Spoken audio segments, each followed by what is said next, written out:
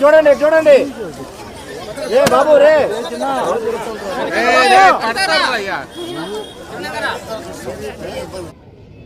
నెల్లూరులో ఏదైతే 2014-19లో ఒక 100 పార్కులు టేకప్ చేసి మెజారిటీ పార్కులు పూర్తి చేసాం.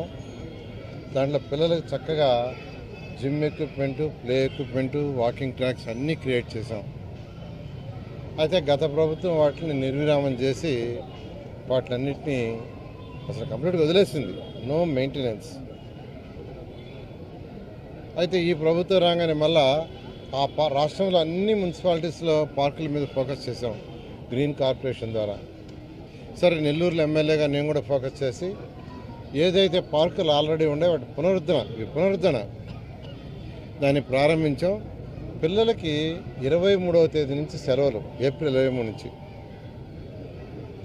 సెలవులు అయినప్పుడు పిల్లలు ఎక్కువగా ఆడుకోవడానికి ప్రిఫర్ చేస్తారు.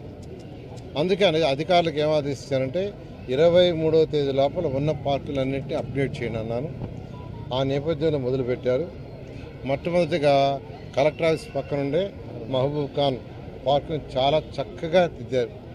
ఇవాళ ఇక్కడికి వస్తే దాదాపు 200 మంది పిల్లలు ఎంతో ఆనందంగా, వాళ్ళ ఆనందానికి అద్దులు లేవు, వాళ్ళ తల్లిదండ్రుల యొక్క ఆనందానికి అద్దులు లేవు.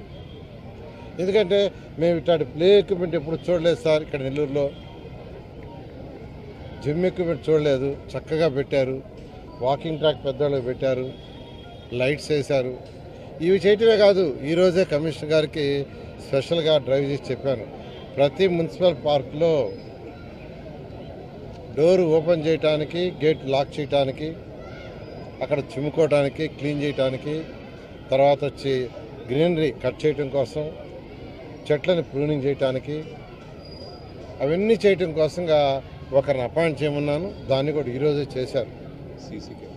సీసీ కెమెరా ప్రతి దగ్గర పెట్టమన్నా, సీసీ కెమెరా లైవ్ తీసుకోమన్నాను.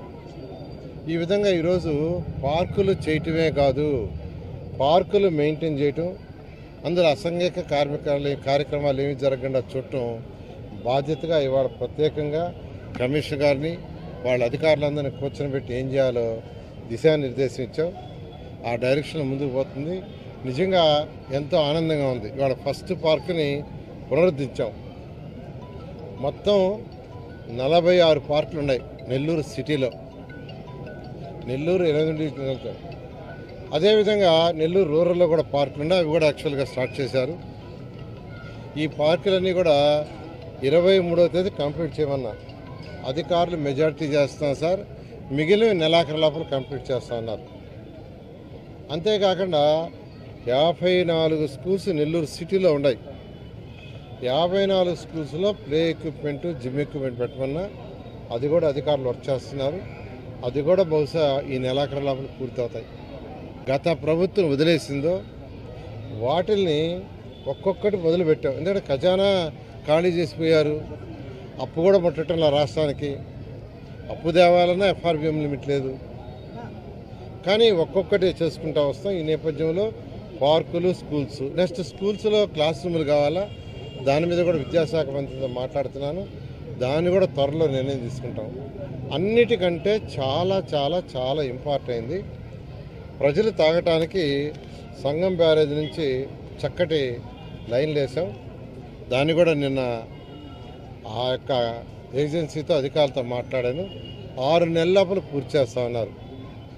ఏదైతే 15-20% ఆగిపోయిందో దాని డబ్బులు కూడా 165 కోట్లు 200 కావాలి. ఫస్ట్ 165 కోట్లు సీఎంని అడిగితే సీఎం యాక్సెప్ట్ చేశారు. అది త్వరలో వస్తుంది.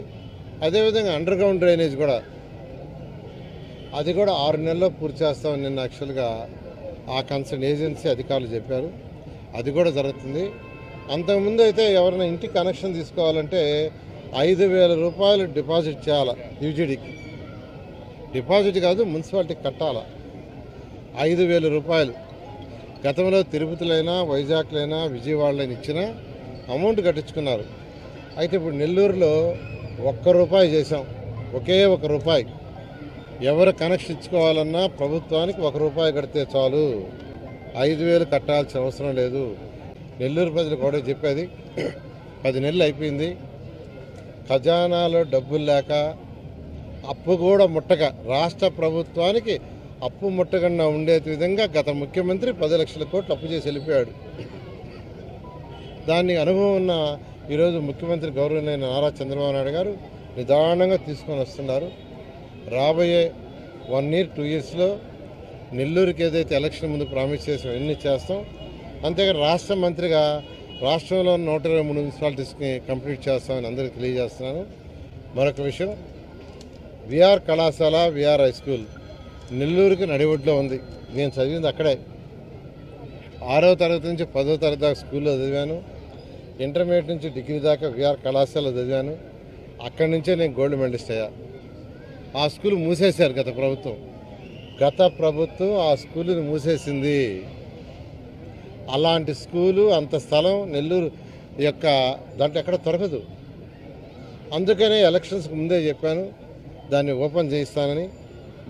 ముఖ్యమంత్రి గారితోనూ విద్యాశాఖ మంత్రితో మాట్లాడాను, ఓపెన్ చేయమన్నారు. ఈరోజు దాన్ని హై స్టాండర్డ్ చేస్తానని చెప్పాను, దానికి కూడా చేయమన్నారు. దాన్ని యాక్చువల్గా రూమ్లన్నీ రెనోవేట్ చేస్తున్నారు. బహుశా ఈ మంత్ ఎండింగ్ పూర్తి అయిపోతుంది.